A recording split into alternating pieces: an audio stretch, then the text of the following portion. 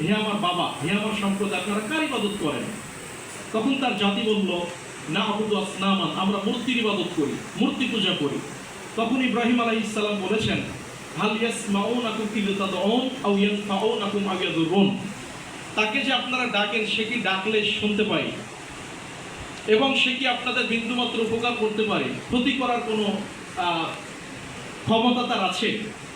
যে ব্যক্তি যেই মূর্তিটা নিজেকে বাঁচাইতে পারে না, আপনাদের কোনো উপকারে আসে না, আপনাদের কোনো ক্ষতি করতে পারে না, এমনকি যাকে ডাকলে শুনতে পায় না, সে আপনাদের কিভাবে ইলাহ হয়, কিভাবে উপাস্য হতে পারে? এইভাবে একের পর এক ইব্রাহিম আলাইহিস সালাম তার বাবা সহ তার জাতিকে তিনি প্রশ্ন উত্থাপন করেছেন। এবং ইব্রাহিম আলাইহিস সালাম যখন চন্দ্র, যখন নক্ষত্র, যখন সূর্যকে দেখলেন উদিত হতে আবার অস্তমিত হয়ে গেল, তখন তিনি বললেন, একের পর এক তিনি বলতে থাকলেন, এটা আমার রব, এটা হয়তো বা অনেক বড়। এরপরে যখন সেগুলো হারিয়ে গেল, অস্তমিত হলো, তিনি বললেন, যেটা হারিয়ে যায়, যেটা বিলীন হয়ে যায়, সেটা আমার রব হতে পারে না। অর্থাৎ তিনি আমার রব, যিনি আমাকে সৃষ্টি করেছেন এবং এই চন্দ্র, সূর্য, নক্ষত্র এবং তোমাদেরকে সৃষ্টি করেছেন, সেই রব মূলত আমার রব। সুবহানাল্লাহ।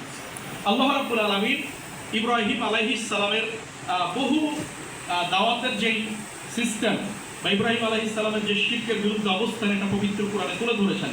তার মধ্যে আমাদের সকলের একটা জানা ঘটনা, ইব্রাহিম আলাইহিস সালামের সম্প্রদায় যখন তারা একটা উৎসবের আয়োজন করত, বাৎসরিক যে মেলা ছিল, সেই মেলাতে যখন সকলে চলে গেল, ইব্রাহিম আলাইহিস সালামকে তারা ডাকলেন, ইব্রাহিম আলাইহিস সালাম গেলেন না। তিনি সব মূর্তিকে এক হাতে ভেঙে ফেললেন এবং বড় মূর্তির হাতে তিনি কোরআনটা রেখে দিলেন। যখন তারা জিজ্ঞাসা করলো যে এই কাজ কে করতে পারে, তখন তারা বলাবলি করতে লাগলো, এই কাজ একজনেই করতে পারে, সে হলো ইব্রাহিম, যে সর্বদা আমাদের মূর্তির বিরোধিতা করে। তার মানে তার জাতি এটা স্বীকার করে নিয়েছেন, ইব্রাহিমের কাজই হলো শিরকের বিরুদ্ধে অবস্থান করা, ইব্রাহিমের কাজই হলো মূর্তির বিরুদ্ধে অবস্থান করা। কেন? তারাই বলছে ইব্রাহিম একজন যুবক যে সর্বদা আমাদের মূর্তির বিরুদ্ধে কথা বলে, তারাই বলে দিয়েছে। তো ইব্রাহিম আলাইহিস সালাম যখন তাকে বলা হলো যে এই কাজ কি তুমি করেছো, তখন তিনি স্পষ্ট বলে দিলেন। তিনি বড়টার ঘাড়ে মূর্তি কুড়ালটা চাপিয়ে দিয়ে তিনি বললেন, বাল ফাআলাহু কাবীরুহুম, সম্ভবত এই বড়জন করেছে, ফাসআলুহুম মিন কাম ইয়ান্তিকুন, যদি কথা বলতে পারে জিজ্ঞাসা করেন। যারা ভেঙে পড়ে আছে, এই যে বড়জন যে কথা বলতে পারে না, কেন এদের ইবাদত করেন, এরা কিভাবে আপনার উপাস্য হতে পারে? আল্লাহ রাব্বুল আলামিন এই অনুষ্ঠান কবুল করুন। আল্লাহ আমাদের সবাইকে বোঝার তৌফিক দান করুন। আমিন। আসসালামু আলাইকুম। শুকরিয়া, জাযাকাল্লাহু খায়রান।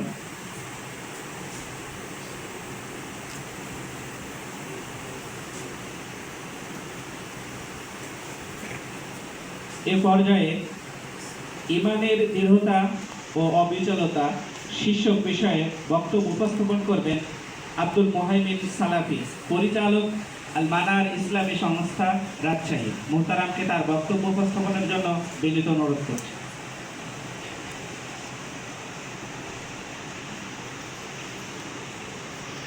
আসসালামু আলাইকুম ওয়া রাহমাতুল্লাহ। আহমাদুহু ওয়া নুসাল্লি আলা রাসূলিল কারীম, আম্মা বা'দ। প্রশংসা আল্লাহ সুবহানাহু ওয়া তাআলার জন্য, আমরা সকলে বলছি আলহামদুলিল্লাহ। দরুদ এবং সালাম বর্ষিত প্রিয় নবীর প্রতি সাল্লাল্লাহু আলাইহি ওয়াসাল্লাম। সম্মানিত উপস্থিতি, আমার সংক্ষিপ্ত বক্তব্যের বিষয়ে আমি আলোকপাত করছি। ইব্রাহিম আলাইহিস সালাতু ওয়াস সালাম তিনি আমাদের জন্য একজন রোল মডেল ছিলেন। তিনি শুধু নবী নন, আবুল আম্বিয়া বা নবীদের পিতা নন।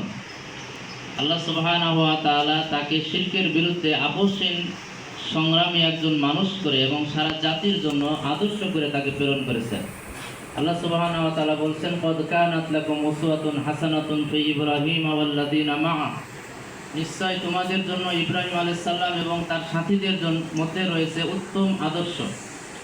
কে ব্যাপারে? যখন তিনি তার কওমদেরকে বললেন যে ইন্না বুরাউ মিনকুম ওয়া মিম্মা তা'বুদুনা মিন দুনিল্লাহ, যে আমি এবং আমার সঙ্গীরা তোমরা যে সমস্ত আল্লাহকে বাদ দিয়ে অন্যান্য দেবদেবীর ইবাদত বন্দেগী করে থাকো, তাদের সাথে আমি এবং আমার সাথীগণ সম্পর্ক সেট করছি।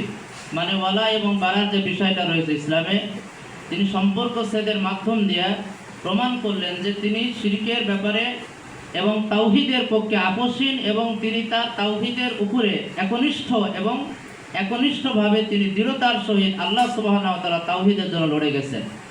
আল্লাহ সুবহানাহু ওয়া তাআলা এই জন্য ইব্রাহিম আলাইহিস সালামকে একটা জাতির সাথে তুলনা করেছেন। ইন্না ইব্রাহিমা কানা উম্মাতান কানিতান হানিফান। আল্লাহ রাব্বুল আলামিন বলেন ইব্রাহিম আলাইহিস সালাম তিনি একক ব্যক্তি, তবে তাকে আল্লাহ রাব্বুল আলামিন একটা জাতির সাথে তুলনা করেছেন। কারণ একটা জাতি যেমন সম্মিলিত প্রয়াসের মাধ্যম দিয়ে শিরকের বিরুদ্ধে অবস্থান গ্রহণ করে ঈমানী দৃঢ়তার উপরে ইস্তেকামত থাকতে পারে, ইব্রাহিম আলাইহিস সালাম একাই সেই কাজ করেছেন। বলেন সুবহানাল্লাহ। ইব্রাহিম আলাইহিস